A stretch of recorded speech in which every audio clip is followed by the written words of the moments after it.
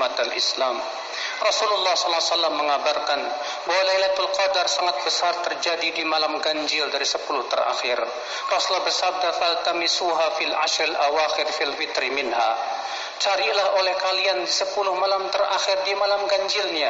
Akan tetapi kalau kita melihat perbuatan dan praktek Rasul, ternyata Rasulullah setiap malam menghidupkan malam-malam di 10 malam terakhir.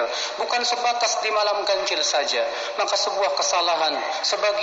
Sebagian orang hanya dia bangun untuk ibadah kepada Allah di malam ganjil saja.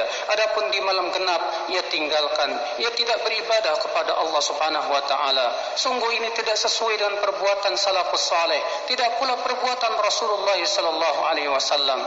Sebagian kita juga ada yang sibuk mencari tanda-tanda Lailatul Qadar, mungkin dengan cara melihat matahari di waktu pagi. Ini pun tidak pernah dilakukan oleh Rasulullah, tidak pula para sahabat Rasulullah sallallahu alaihi wasallam. Mereka senantiasa setiap malamnya bersungguh-sungguh beribadah kepada Allah Subhanahu wa taala. Tidak ada satupun mereka yang sibuk kemudian memperhatikan bagaimana matahari terbit di hari itu sehingga ia memastikan apakah mendapatkan Lailatul Qadar atau tidak. Sungguh perbuatan ini ya akhal Islam malah menyebabkan ia akhirnya kemudian lemah dalam beribadah kepada Allah.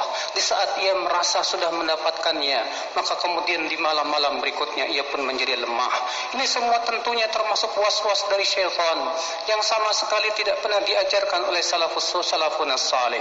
Kewajiban kita ya akhal Islam terus berusaha sampai akhir bulan Ramadan menggunakan hari-hari dan waktu kita beribadah kepada Allah. Lihatlah kuda itu apabila telah sampai ke finisnya ia akan mengeluarkan seluruh kemampuannya.